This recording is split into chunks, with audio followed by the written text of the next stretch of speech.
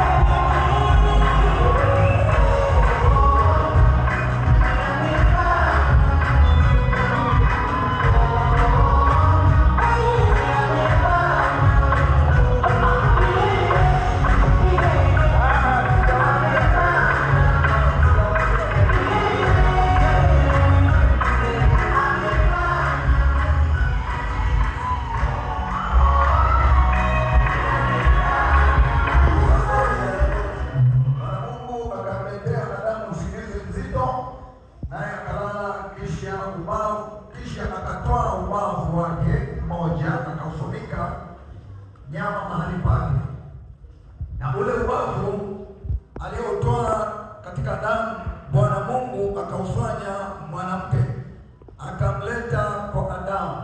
Adamu akasema, sasa huyu ni mfupa katika mifupa yangu na nyama katika nyama yangu, basi ataitwa mwanamke, kwa maana ametwaliwa katika mwanamume.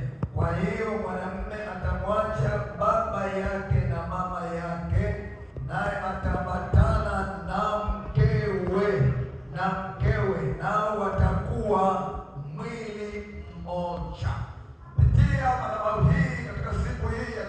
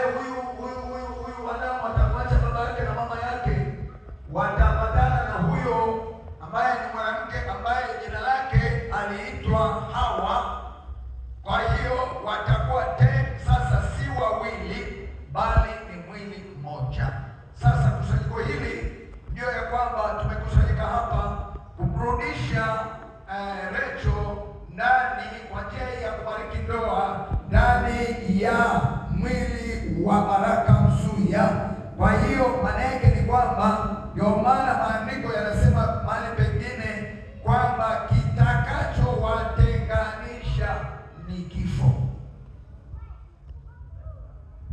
kwa sababu ninamrudisha kwa njia ile ya uumbaji, kwa njia ya ndoa, anamrudisha ndani ya mbavu za Baraka Msuya. Anasema hawatakuwa wawili tena. Naomba mnisikilize, hawatakuwa wawili tena kwa njia ya kubariki ndoa. Baraka na Rachel hawatakuwa wawili tena. Ninyi mtawaona kwenye macho ya binadamu ni wawili, lakini katika hali ya kimungu na katika hali ya ndoa sio wawili, ni mwili mmoja. Maana ni Hawa aliyekuwa ndani ya mwili ya Adamu, alikuwa ni mtu mmoja, akagawanywa kwa njia ya kupata msaidizi ili watokee wawili. Na Mungu angeweza kufanya nini? Kufanya uumbaji mpya kwa ajili ya kumpatia Adamu mke, lakini aliona kwamba inawezekana wakapishana, wasifanane, nimtoe hapa hapa kwa Adamu. Kwa hiyo Baraka Msuya huyo ni wa kufanana nao. Sasa kusudi la ndoa kubwa lilikuwa ni kuepukana na mambo ya kiuasherati na mambo ya kiuzinzi. Mungu anachukizwa na mambo ya uzinzi na usherati, na Mungu niseme anachukizwa na kuwa na wake wawili. Mke huyo na wa pili yule ni wa uzinzi. Amen. Maana hata wakati wa Ibrahimu alipomvamia yule mjakazi, yule ni mke ambaye alifanya nini? Kama uzinzi. Lakini kwa sababu wakati ule ulikuwa ni wakati wa giza, Mungu hakuona kwamba ni mzinzi. Lakini mwisho alipozaliwa Isaka, aliambiwa mfukuze Hajira pamoja na huyo mtoto, maana yake hayuko kwenye ahadi. Amen.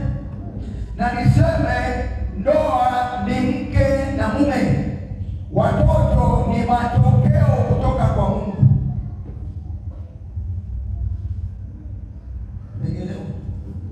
Hapa ninawaunganisha watu wawili ambapo ndani mwao aliye na uwezo wa kuleta watoto ni Mungu. Sema amina. Kama jinsi alivyoleta mke kutoka kwa Adamu, Adamu akaambiwa huyu sasa ni mke wako, ni mfupa katika mfupa wako. Sasa hiyo ni Mungu. Anasema ndiko, anasema mtu akipata mke apata kitu chema kutoka kwa nani? Kwa Bwana. Na watoto ni zawadi kutoka kwa nani? Kwa hiyo zawadi nikitaka mkupe nisikupe, ni Mungu ndiye na maamuzi. Amen. Wewe kumwambia, kuna mtu mmoja kwenye Biblia alichelewa kuzaa, anaitwa Raheli. Akamwambia Yakobo, nipe mtoto kama unipi na kufa. Sasa siufe, nipe mtoto kama unipi na kufa. Yakobo akamwambia watoto wanatoka kwa Mungu, sio kwangu. Lakini baadaye Mungu alimpa Raheli mtoto. Na mimi nakutangazia kwa jina la Yesu, jina lako ni Raheli. Mungu atakupa mtoto na mtafurahia watoto wa kike na wa kiume kwa jina la Yesu. Kwa sababu hii inatamka hivi kwa jina la Yesu. Amen. Na kama tusingekuwa kuna watu walichelewa kwenye Biblia, nisingekuwa na ujasiri wa kutamka. Lakini kuna watu walichelewa, walizaa wakiwa na miaka 90 kwa uwezo wa Mungu, maana ni zawadi kutoka kwa Bwana. Sema amina. Sasa zawadi haitegemei umezeeka. Sayansi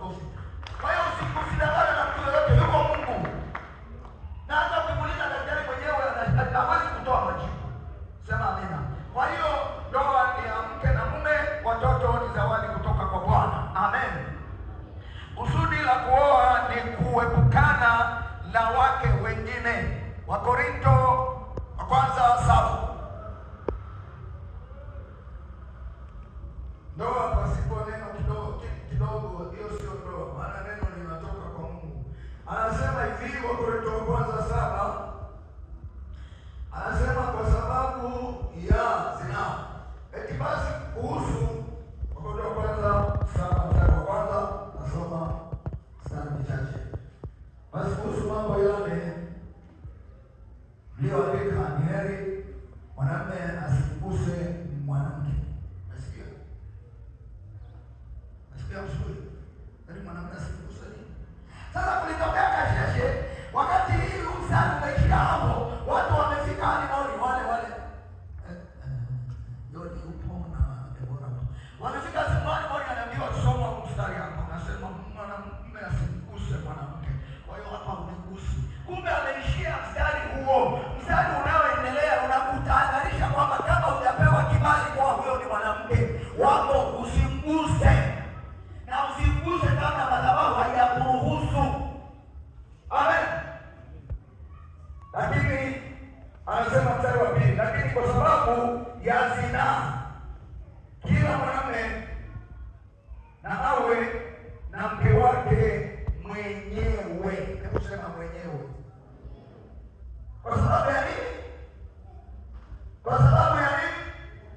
Ya zinaa. Sasa watu yani mwanadamu anamshangaza Mungu. Yani tunakuwa kama wanyama. Hata wanyama wenyewe wana adabu. Sasa tumepewa mke mzuri kama huyo Recho hapo, toto la kichanga. Kama uliangalia vizuri, alafu limepelekwa kwa kijana nalo limekali hadi sawa yuko vizuri tu. Alafu wetu unaangalia, ukimwangalia tena Yesu pale na Grace pale, utafikiri nao ndio wanawake. Alafu tena unakuwa na macho yako angalia. Wewe ni pepo. Kwa sababu ya zinaa, ni heri mtu awe na mke wake nini? Wababa huyu. Wale kuna wababa alafu kuna neno wanaliita eti michepuko. Michepuko maana yake ni nini? Maana ni Kiswahili cha leo. Suya, Baraka Suya, umepewa Recho ili usiwe mchepuko, na wewe Raheli umepewa Baraka ili usiwe mchepuko. Maana mchepuko wako kwa wanaume na kwa wanawake, na wanakuwa na michepuko wale wasio na Mungu. Lakini huku kwetu sisi kwanza tunaanza kuwa na Yesu, tunaanza kufunga ndoa na Yesu, ndio tufunge ndoa na mke na mume. Maana ndoa ya Yesu inatufanya tusiwe michepuko. Piga makofi. Michepuko ni huko mitaani, sio Mungu kwa Yesu. Haleluya. Nikisikia mchepuko hapa nakuja nawaambia leteni fimbo ni watandika. Lakini huko hamna. Yesu ndiye atawapiga. Sasa ndoa kuwa na mke mmoja ili kuepukana na zinaa. Amen. Zinaa isitajwe kwenu, kwa sababu huyo unayekwenda kwake hana tofauti na huyo Recho, na huyo Recho unayekwenda kwake hana tofauti na Msuya. Amen. Ni tamaa, ni udanganyifu wa shetani. Au mimi nafikiri kwamba sina mke. Hebu mke wangu simama. Na mimi nina mke. Nitoke huyu mwenyewe amekaa vizuri kweli. Mwenyewe amekaa vizuri kwake. Hakuna mzuri kama wa kwako. Hakuna mzuri kama wa kwako. Na wewe sema wa kwako ni mzuri kuliko wa kwako. Mzuri asema hakuna mzuri uko nje kuliko Recho. Recho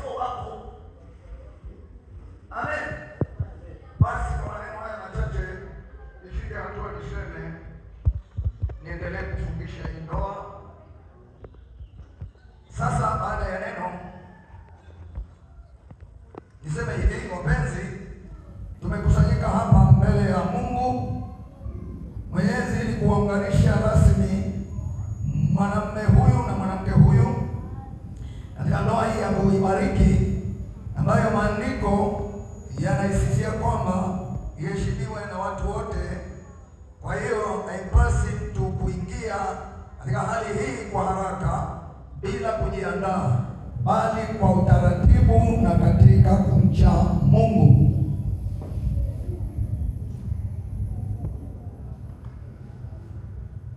Kabla watu hawa hawajaingia katika hali hii ya kuibariki ndoa, tunatoa nafasi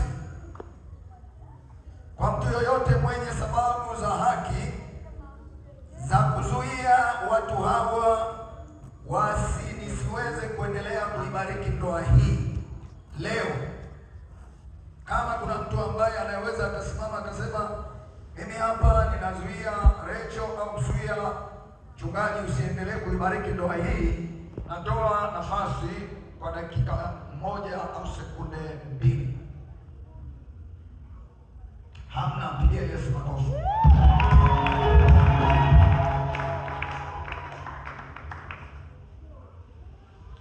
Kabla ndoa yenu haijafungwa, na wataka ninyi maharusi muungane mbele za Mungu na mkutano huu.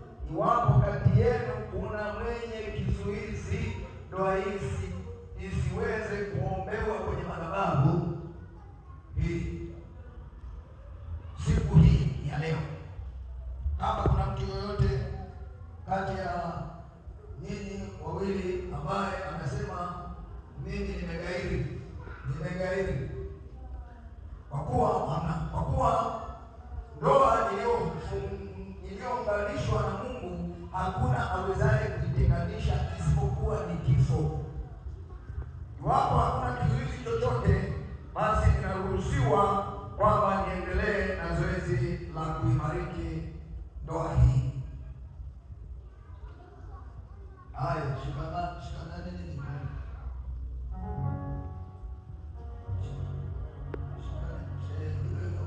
Unajua mkubwa, lakini msikilize hapa. Ndoa haina ukubwa.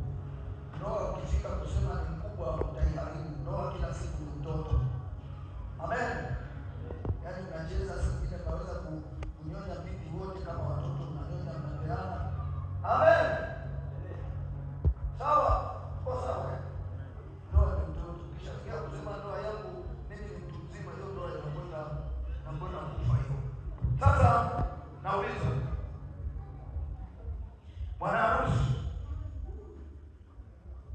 sema maneno haya, peleka maiki. Alafu simameni sasa.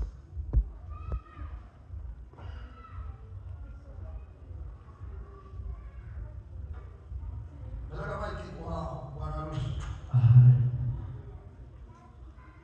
Sema maneno haya.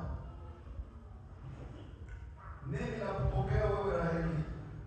Mimi nakupokea wewe Raheli, kwa mke wangu wa halali niliyekuchagua. kwa mke wangu wa halali niliyekuchagua. Mimi mwenyewe nikiahidi mbele za Mungu na mbele za mashahidi hawa, nikiahidi mbele za Mungu na mbele za mashahidi hawa, kwamba nitakupenda, nitakuheshimu, nitakulinda, nitakusaidia katika hali njema, katika ugonjwa, katika utajiri na umaskini, na wengine wote nitaepukana nao, na kuwa wako tu, muda wote ambao sote wawili tutaishi pamoja. Pe Yesu makofi. Yaani kibarua chako ni kupiga makofi na kelele. Peleka maiki kwa mwanamke. Sema mimi nakupokea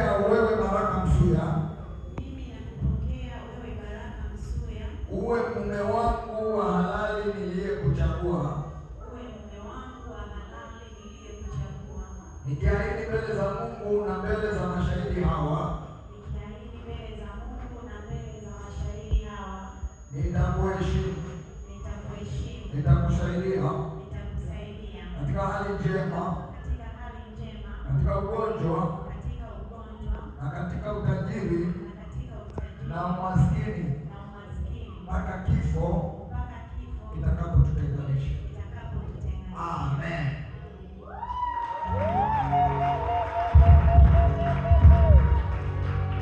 Sasa natoa ishara gani ili kuthibitisha nadhiri zenu za kiapo hicho mlicho hapa kwa uaminifu? Na nadhiri gani na ishara gani ambayo ikionekana hiyo itaonyesha viapo vyenu ni vya halali?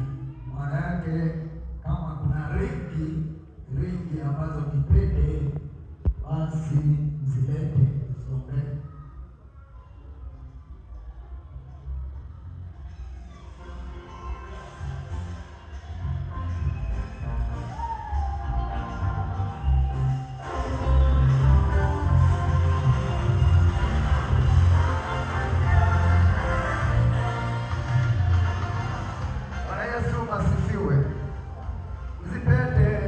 Mzunguko usio wanadamu wasiojua kwamba ni wapi palipoumbwa.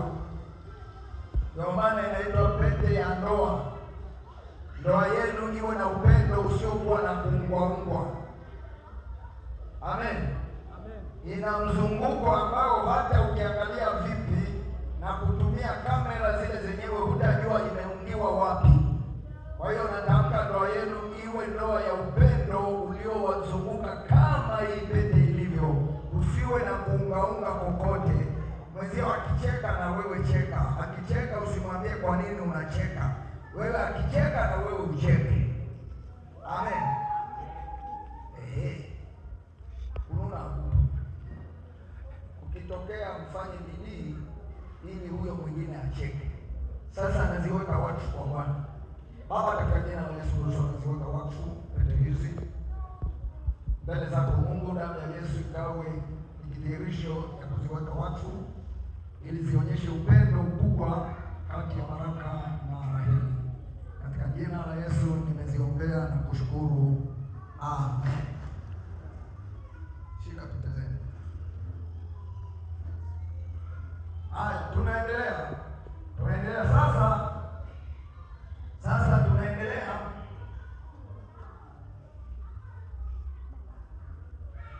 Naomba sasa mtazingatia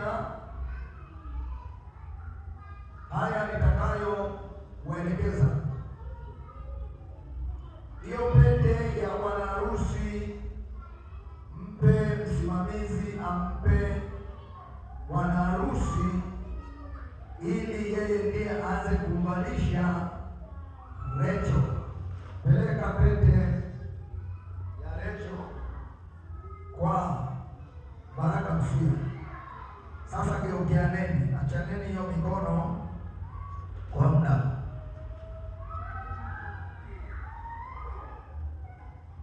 Ulifuatishe maneno haya.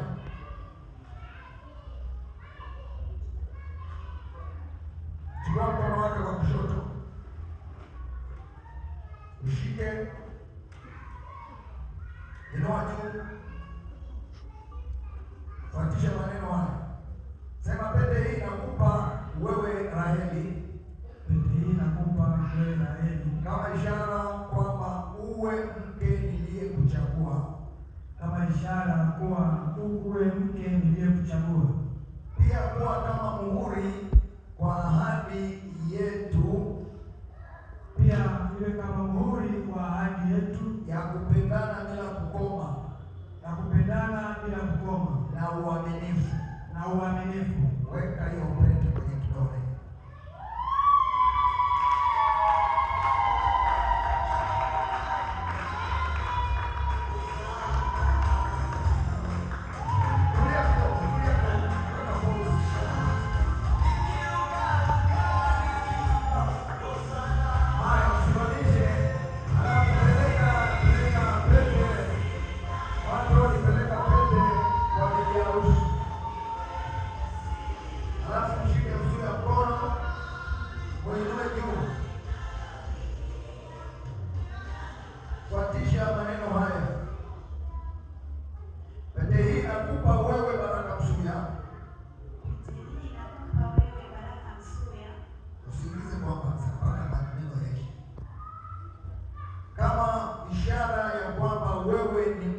wangu, kama ishara ya kwamba wewe ni mume wangu niliyekuchagua, kama muhuri kwa ajili ya ahadi ya kupendana, kama muhuri kwa ajili ya ahadi ya kupendana, kama muhuri kwa ajili ya ahadi ya kupendana, kama muhuri kwa ajili ya ahadi ya kupendana, bila kukoma na uaminifu.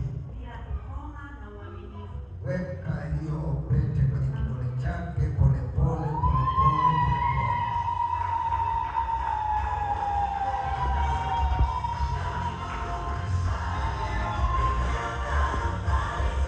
Haya, mwachilie sasa, kama picha amechukuliwa, mwachilie.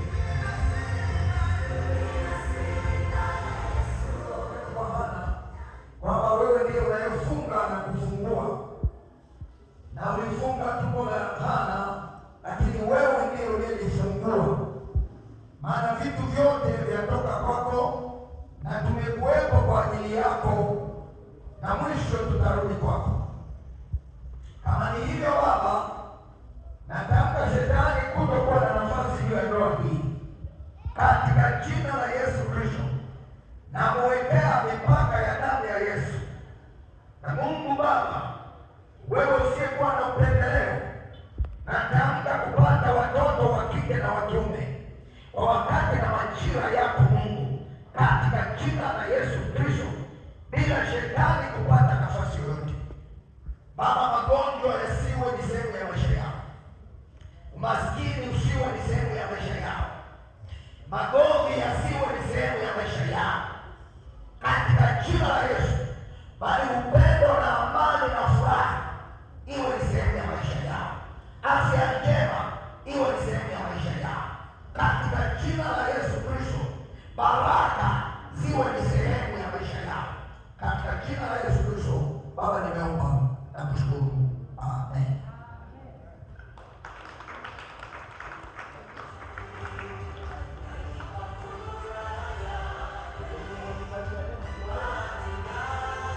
Haya, tupatianeni maana tayari nakisha kuunganishwa kwa jamaa, nakisha kuunganishwa kwa jamaa. Sasa tunasikia mwisho hapo. Sasa je, mbele uweza kuweka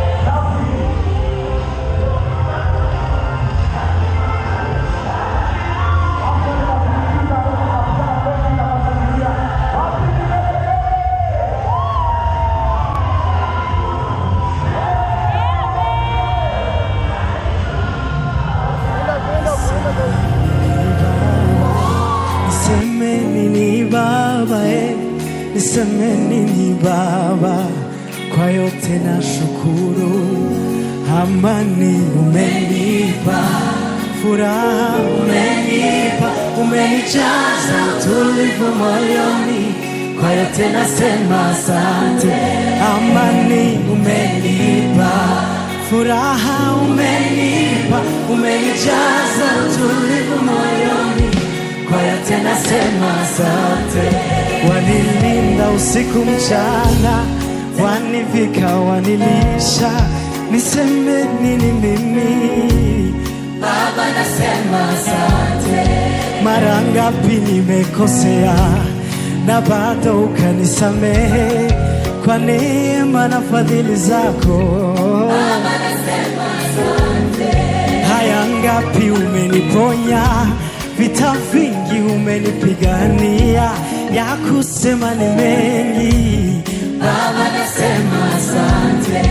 Familia umenipa, marafiki kanibariki nao, niseme nini tena?